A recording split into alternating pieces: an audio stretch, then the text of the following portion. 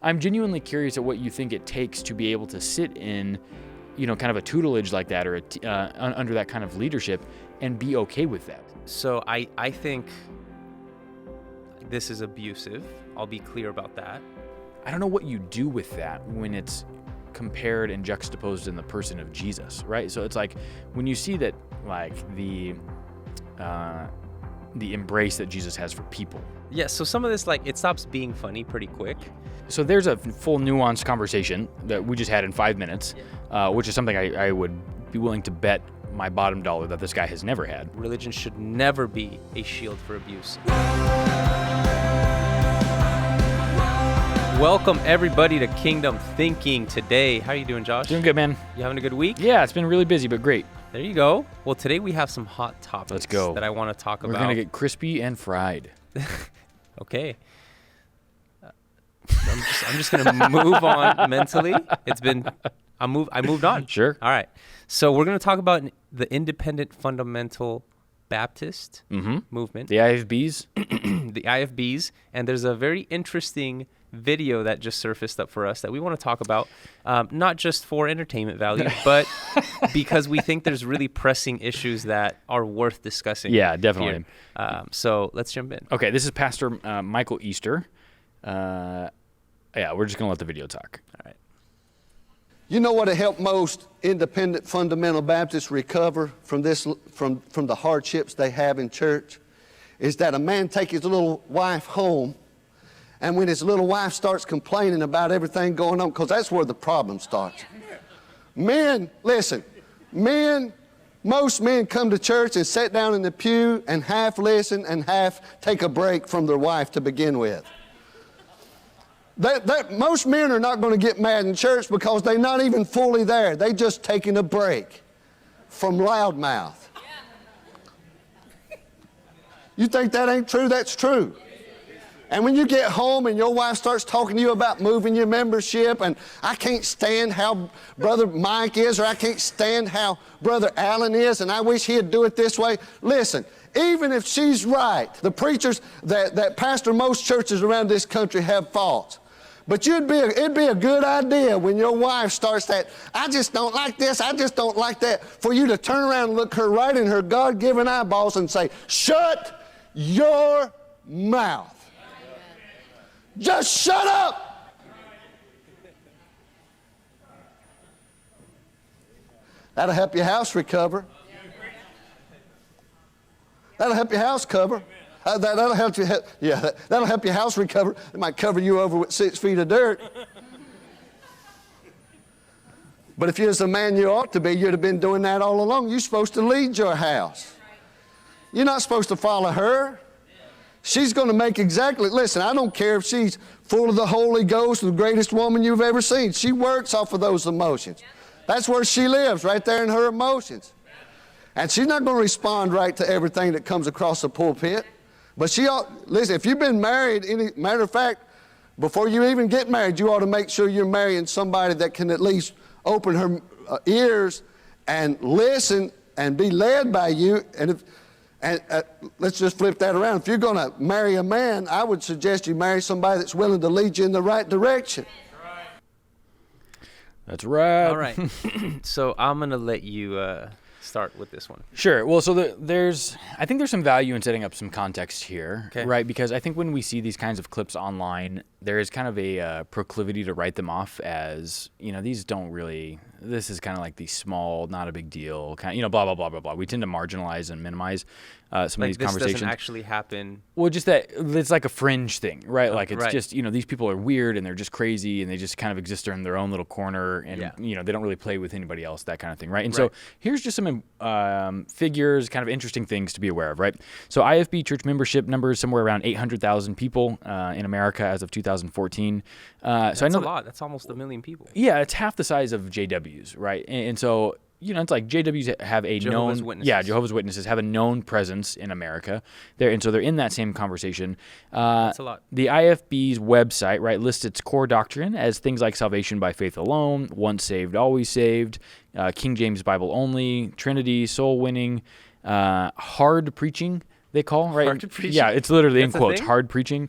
So I would imagine that this would be an example of that, right? Okay. Pre-wrath, post-trib rapture, and opposition specifically to things like Calvinism, which, they're going to get some things right. Dispensationalism, liberalism, and Zionism, whatever those things are, right? And they have also expressed anti-Catholic sentiment, anti-Mormon sentiment, and promoted New World Order conspiracy theories. And the new IFB specifically is strongly opposed to things like homosexuality, with several pastors advocating for the belief that homosexuals should be executed. So we're not talking about a group that is like coherently stable, right, just as people. And so when you come across a video like this, we'll put this in the category of hard preaching, right? And so for me, what's weird about this is like the first person, I don't know if people notice, but if you go back and listen, the first person to say amen to the teaching is a woman, right? That's the first voice you hear on the clip. And so I get really confused at the idea of what it's got to be like to sit in that position as a female, right? Like I hear this and it makes my skin crawl. It's hard to fathom what it's got to be like to be a woman in that. And so we were kind of joking earlier, there's like a Stockholm syndrome kind of feel, but I'm genuinely curious at what you think it takes to be able to sit in, kind of a tutelage like that, or under that kind of leadership and be okay with that. Like, what do you think goes into that for a person's religious conditioning in order to be okay with that kind of experience? Yeah. I'm not going to pretend to be a sociologist or social psychologist. So I'll ask this first. Are the IFBs concentrated in any area? They're all over the country. They have some, a couple in Canada, some in the Philippines. Really? Yeah. So okay. So the most famous one is probably in Arizona. It's a pastor, Stephen something. I forget his last name right now. It escapes me. But gotcha. A big online following, right? Tens of thousands of subscribers on his YouTube channel. Okay.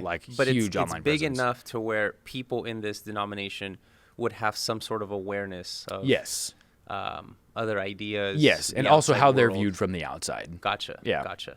So you would assume that there's at least some capacity for self-awareness. Yes. Where it's not like, well, this is all I've known, so this has to be it. Yeah. Kind of thing. Yeah. Okay. That being the case, I think that's tough. So I think this is abusive. Mm-hmm. I'll be clear about that.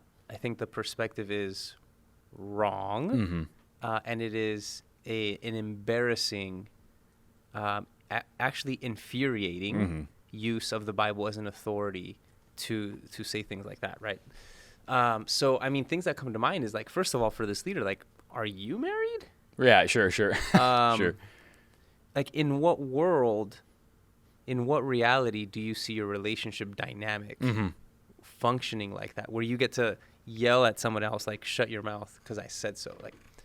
Dude, that hasn't flown since kindergarten. Yeah, no, that's a very good point, particularly when he pays homage to the idea that it's that could bury you in 6 feet of dirt. It's so you're literally saying, right, that you understand on one level at least that your words could get you in a lot of trouble with your wife, and you're still going to move forward with that kind of language anyway, and then chalk it up to saying hey, this is how you should have been running your household all along, right? And so I really that's confusing. Yeah, and I've spent a lot of time as we've been kind of prepping for this, trying to figure out and really put my mind or myself in the mind of somebody who kind of functions in this type of theology, right?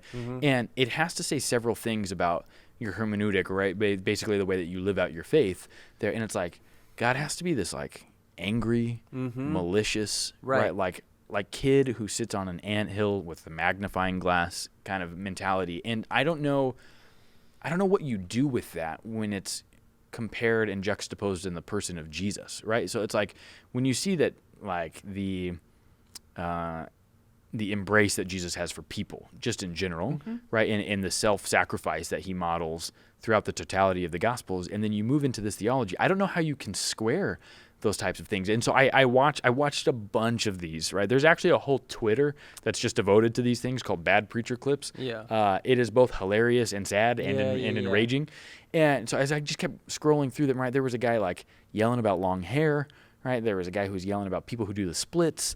And And so it's all of these things that it's how do we share the same fundamental reality? How are we both existing on this plane of existence at the same time? I don't know where to put any of that. Yeah.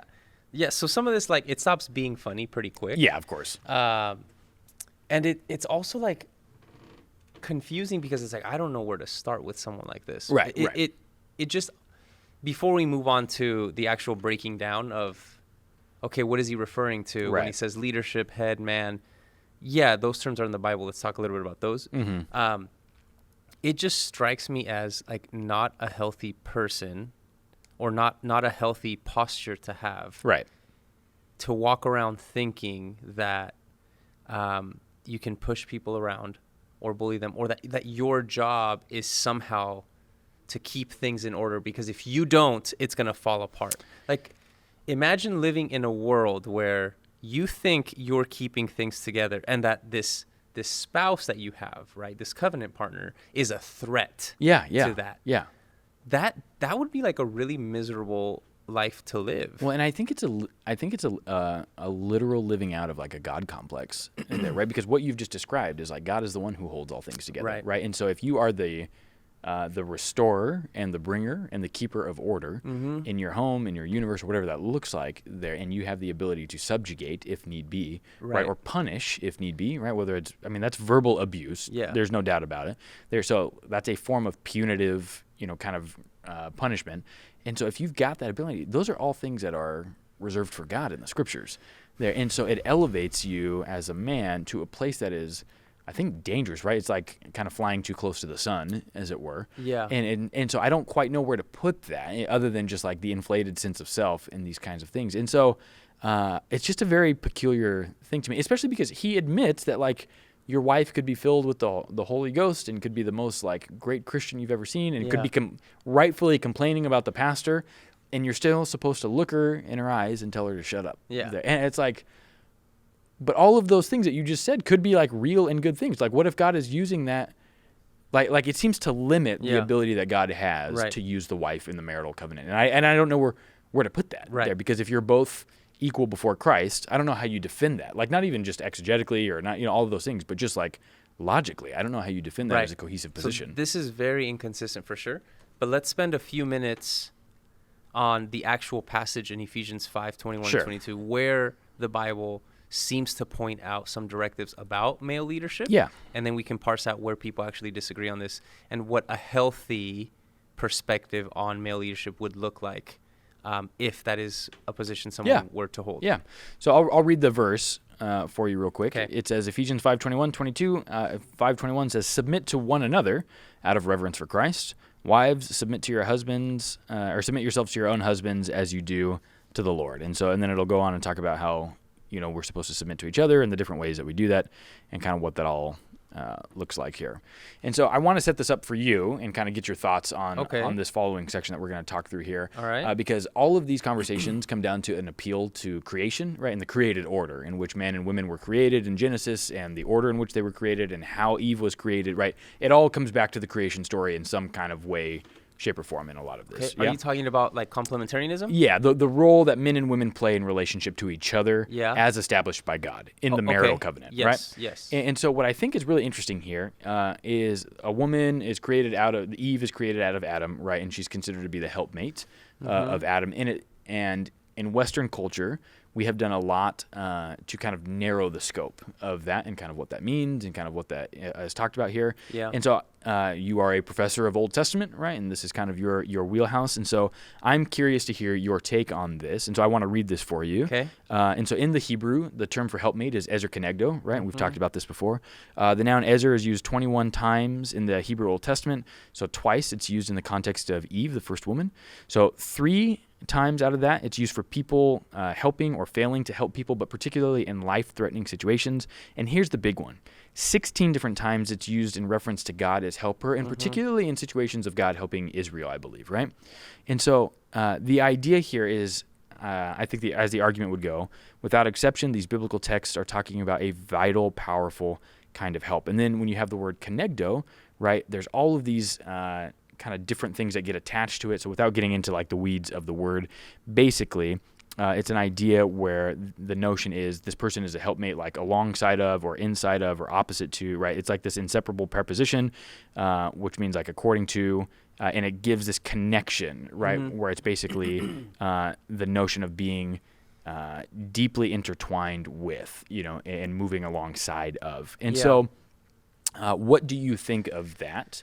Just in terms of as somebody, because I think you would identify as somebody who's a complementarian, right? We've talked through this before, at least in some levels. Anymore. Oh, okay. So you did at a certain point. I did at a certain point. Sure, and that's fine. Yeah. And so welcome to the dark side of being an egalitarian. And so as somebody who's kind of moved or has feet in those worlds, how do you think this kind of terminology plus the Ephesians 5 passage gets played out in a healthy way for somebody who might maintain this like more historically held position over without it turning into the a-hole that we just watched in that Twitter So kind of what do I conversation. think healthy complementarianism would look like theologically? Sure. So the first thing I would say is, and this struck me the first time I heard it, I had a professor walk us through some of the grammatical issues that you're doing right now with the Hebrew word. So his translation was powerful ally. Okay. So we use in the English words like helpmate. Yeah.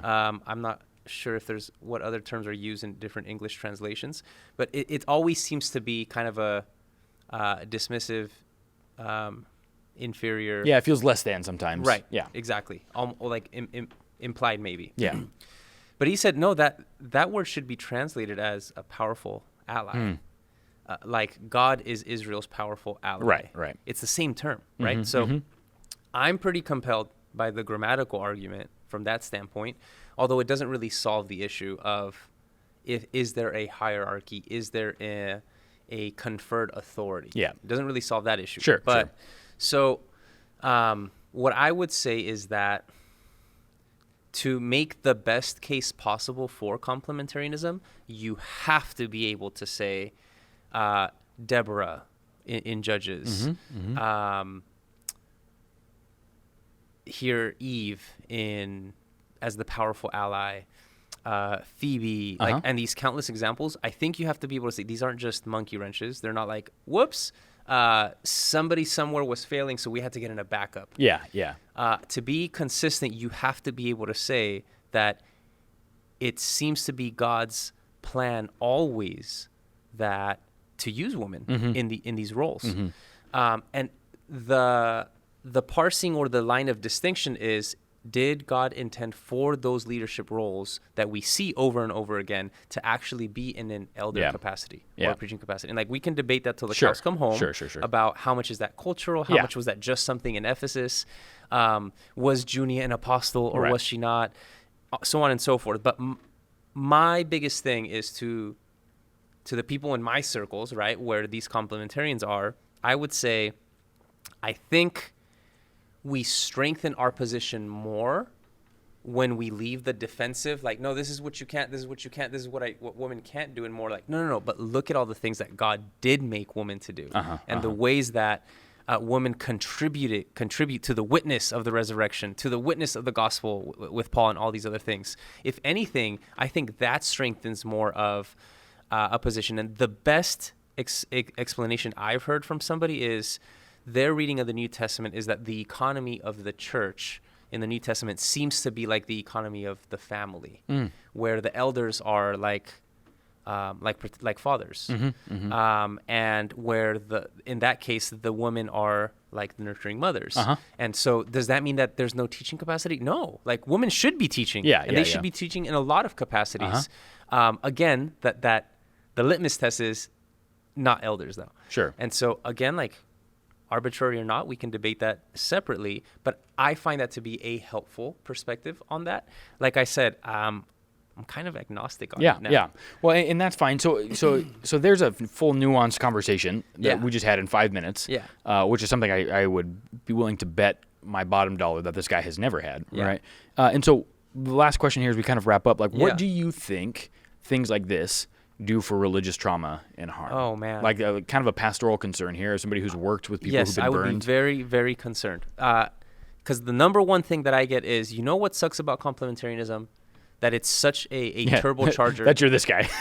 for abuse. And that's not funny. You know what I mean? Domestic abuse, verbal abuse, like that's real. Yes. And power dynamics like religion that can shield authorities from accountability are turbochargers. They're catalysts for abuse. Yeah. And that is never, ever, ever acceptable. We were just talking about, like, isn't it weird when churches say things like, don't call the police, we'll handle it on our own? Yeah. Like, it's cultish. Yes. It's weird. Yeah. And so my biggest concern is that if you're going to hold to something like complementarianism, if you believe that the Bible, and particularly in the New Testament, is calling for a unique leadership role in males, then you better be the kind of servant who's going to put down his life and his interests every single time for the woman and the people you serve. Yeah. Otherwise, you have no business advocating for this position at all. Yeah. And like I said, I don't even sure if I'm in that camp anymore. Right. Yeah, that's powerful, man. That's really, really powerful stuff. Yeah. So what do you guys think? Leave us a comment. We certainly hope that if you recognize or identify some of these patterns, you would be able to point them out. Yes, for sure. In a safe space. We definitely don't take that lightly. Religion should never be a shield for abuse. Yeah. So we look forward to hearing from you guys, and we'll see you next time on Kingdom Thinking on our next hot topic.